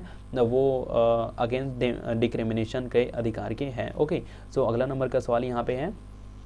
अगला नंबर का सवाल यहाँ पे आपसे पूछा गया है कि निम्नलिखित में से किसे भारतीय पुरातत्व का पिता कहा जाता है। इसका सही आंसर क्या हो जाएगा, आपको बताना है कि निम्नलिखित में से किसे भारतीय पुरातत्व का पिता कहा जाता है। तो इसका सही आंसर हो जाएगा 129वां क्वेश्चन का सही आंसर हो जाएगा ऑप्शन नंबर 2, यानी कि अलेक्जेंडर कनिंघम है, उनको क्या कहा जाता है, भारतीय पुरातत्व का पिता कहा जाता है। अगला नंबर का सवाल सुनिए। अगला नंबर का सवाल यहाँ पर आपसे पूछा जा रहा है कि निम्नलिखित में से कौन 1857 के विद्रोह के साथ नहीं जुड़ा है। तो इसका सही आंसर हो जाएगा, तो इसका सही आंसर क्या हो जाएगा, इसका सही आंसर हो जाएगा ऑप्शन नंबर ए, इसका सही आंसर हो जाएगा, यानी कि मोतीलाल नेहरू जो है 1857 की क्रांति के साथ नहीं जुड़े हैं। बाकी जो 3 कैरेक्टर हैं, बहादुर शाह जफर, मंगल पांडे, रानी लक्ष्मीबाई, ये तीनों क्या है जो रिवॉल्यूशन हुआ था 1857 उनसे रिलेटेड हैं। अगला नंबर का सवाल यहाँ पे आपसे पूछा जा रहा है कि भारत की पहली पूर्णकालिक महिला वित्त मंत्री खालिस्तान है। तो इसका सही आंसर क्या हो जाएगा, इसका सही आंसर हो जाएगा भाई आपका काफ़ी शानदार और काफ़ी जानदार क्वेश्चन है। तो इसका सही आंसर हो जाएगा ऑप्शन नंबर 3, यानी कि निर्मला सीतारमण जो है क्या है, भारत की पहली पूर्णकालिक वित्त मंत्री हैं। ओके, सो अगला नंबर का सवाल यहाँ पर आपसे पूछा गया है, संविधान सभा का पहला निर्वाचित अध्यक्ष कौन था। तो इसका सही आंसर हो जाएगा 132वां क्वेश्चन का सही आंसर हो जाएगा ऑप्शन नंबर 4, यानी कि डॉक्टर राजेंद्र प्रसाद जी थे जो थे वो संविधान सभा के पहले निर्वाचित अध्यक्ष थे। अगला नंबर का सवाल यहाँ पर आपसे पूछा गया है। अगला नंबर का सवाल आपसे पूछा यहाँ पर क्या गया, देख लेते हैं कि 9 दिसंबर 1946 को नई दिल्ली में संविधान सभा की पहली बैठक संविधान सभा गृह में हुई, जिसे अब खालिस्तान कहा जाता है। तो इसका सही आंसर हो जाएगा 133 क्वेश्चन है, तो इसका सही आंसर हो जाएगा ऑप्शन नंबर ए, यानी कि संसद भवन का केंद्रीय कक्ष कहा जाता है। ओके, सो अगला नंबर का सवाल यहाँ पर आपसे क्या पूछा गया, देख लेते हैं कि सच्चिदानंद सिन्हा को भारत की संविधान सभा के अध्यक्ष के रूप में किसने प्रतिस्थापित किया। तो इसका सही आंसर क्या हो जाएगा, इसका सही आंसर चलिए देख लेते हैं। तो 134वां क्वेश्चन का बिल्कुल सही आंसर क्या हो जाएगा, तो इसका सही आंसर हो जाएगा ऑप्शन नंबर जो 2 है वो करेक्ट हो जाएगा, यानी कि डॉक्टर राजेंद्र प्रसाद ने प्रतिस्थापित किया। ओके, अगला नंबर का सवाल यहाँ पे भारत सरकार द्वारा राष्ट्रीय प्रतीक के रूप में अपनाया गया 4 सिर वाला शेर खालिस्तान में स्थित है? तो इसका सही आंसर हो जाएगा ऑप्शन नंबर 3 यानी कि सारनाथ में स्थित है। ओके, आई होप आप सबने इसका आंसर जो है बिल्कुल करेक्ट करा होगा। अगला नंबर का सवाल सुनिए, 136वां नंबर क्वेश्चन को देख लेते हैं कि भारत का राष्ट्रीय चिन्ह कहाँ से लिया गया है? तो इसका सही आंसर क्या हो जाएगा? भारत का राष्ट्रीय चिन्ह भाई हम लोगों ने कहाँ से लिया, अभी हमने पढ़ा, तो इसका सही आंसर हो जाएगा ऑप्शन नंबर 3 है ना। 136वां का भी बिल्कुल सही हो जाएगा, यानी कि सारनाथ स्थित सिंह अशोक स्तंभ से हमने किसको लिया? राष्ट्रीय भारत के राष्ट्रीय चिन्ह को लिया है।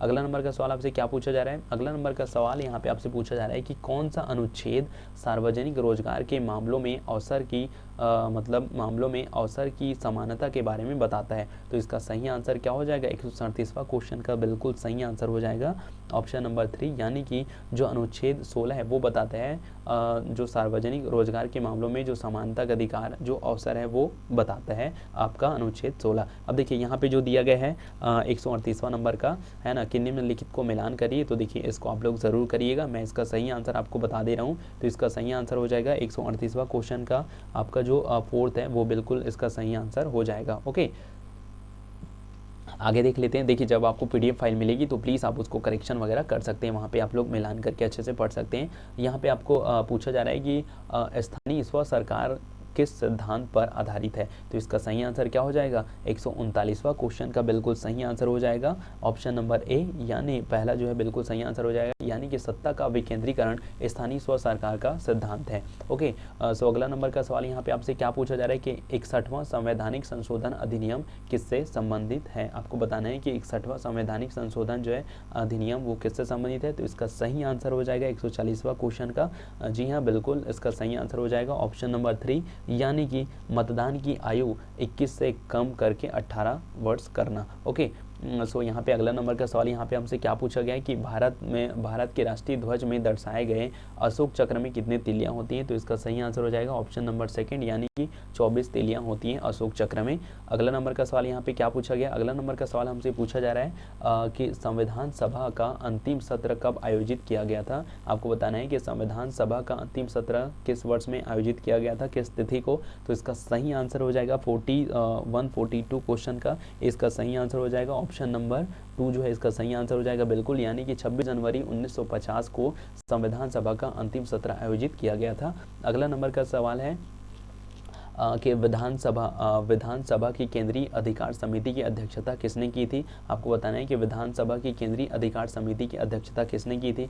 तो इसका सही आंसर हो जाएगा 143वां क्वेश्चन का बिल्कुल सही आंसर हो जाएगा ऑप्शन नंबर 2 यानी पंडित जवाहरलाल नेहरू जी जो थे उन्होंने केंद्रीय अधिकार समिति की अध्यक्षता करी थी। उसके बाद अगला नंबर का सवाल यहाँ पे हमसे क्या पूछा गया है कि किस स्वतंत्रता सेनानी को पंजाब केसरी के नाम से भी जाना जाता है? तो देखिए भाई इसका सही आंसर बिल्कुल आई होप आप सबने ज़रूर राइट डाउन करना होगा। तो इसका सही आंसर हो जाएगा 144 क्वेश्चन का बिल्कुल सही आंसर हो जाएगा ऑप्शन नंबर 2 यानी कि लाला लाजपत राय को जो है पंजाब केसरी के नाम से जाना जाता है। अगला नंबर का सवाल है कि दल बदल विरोधी बिल पारित होते समय भारत के राष्ट्रपति कौन थे? आपको बताना है कि जब दल बदल विरोधी बिल जो पारित हुआ तो उस टाइम पे आपको बताना है कि भारत के राष्ट्रपति कौन थे? तो इसका सही आंसर चलिए मैं आपको बता देता हूँ। तो इसका सही आंसर हो जाएगा ऑप्शन नंबर 3 यानी कि ज्ञानी जैल सिंह जी थी उस टाइम पे हमारे भारत के राष्ट्रपति थे।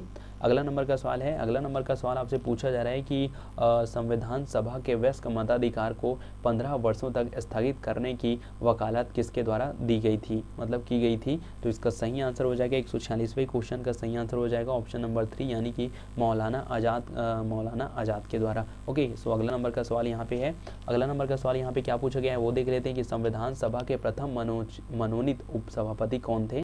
तो इसका सही आंसर हो जाएगा 147वां क्वेश्चन का सही आंसर हो जाएगा ऑप्शन नंबर 4 यानी कि फ्रैंक एंथोनी थे जो प्रथम मनोनीत उपसभापति थे। अगला नंबर का सवाल सुनिए, अगला नंबर का सवाल यहाँ पे हमसे फिर से पूछा गया है और देखिए ये क्वेश्चन क्या है थोड़ा रिपीट हो चुका है, तो चलिए इसको छोड़ देते हैं और डायरेक्टली आते हैं हम हमारे कौन से क्वेश्चन पर यहाँ पर 149 पे। तो यहाँ पे देखिए रविंद्रनाथ टैगोर को गुरुदेव की उपाधि किसने दी? तो जी हाँ इसका सही आंसर हो जाएगा 149 क्वेश्चन का बिल्कुल सही आंसर हो जाएगा ऑप्शन नंबर ए यानी कि महात्मा गांधी जी ने महात्मा गांधी जो थे उन्होंने राष्ट्रीय जो रविंद्रनाथ टैगोर थे उनको किसकी गुरुदेव की उपाधि दी थी। अब देखिए भाई यहाँ पे आज का हमारा 150वां क्वेश्चन और आज का लास्ट क्वेश्चन है कि भारत के राष्ट्रपति की मासिक वेतन कितनी होती है। जी आपको बताना है कि भारत के जो राष्ट्रपति होते हैं उनकी मासिक वेतन कितनी होती है। तो इसका सही आंसर और करेक्ट आंसर हो जाएगा 150वां क्वेश्चन का बिल्कुल सही आंसर हो जाएगा ऑप्शन नंबर है, यानी कि जो भारत के राष्ट्रपति होते हैं उनकी मंथली सैलरी कितनी होती है, 5 लाख रुपए होती है। अब देखिए इसके अलावा आपको यहाँ पे जो PDF है ना, जो PDF मैं आपको देने वाला हूँ उसमें आपको क्या है 10 क्वेश्चन और एक्स्ट्रा मिलेंगे, तो प्लीज़ आप उसको ज़रूर सॉल्व करिएगा और साथ ही साथ उसका सलूशन वगैरह और उसका जो आंसर है वो आपको जो PDF फाइल है उनके थ्रू मिलने वाली है। और देखिए वीडियो को पूरा देखने के लिए आप सबका धन्यवाद। वीडियो आपको पसंद आया तो प्लीज़ वीडियो को लाइक करें, शेयर करें, कमेंट करें, बाकी और मर्जी हो तो और कुछ लिख सकते हैं। तो फिर चलिए मिलते हैं नेक्स्ट वीडियो में, तब तक सबको bye bye, have a great day, जय हिंद, वंदे मातरम।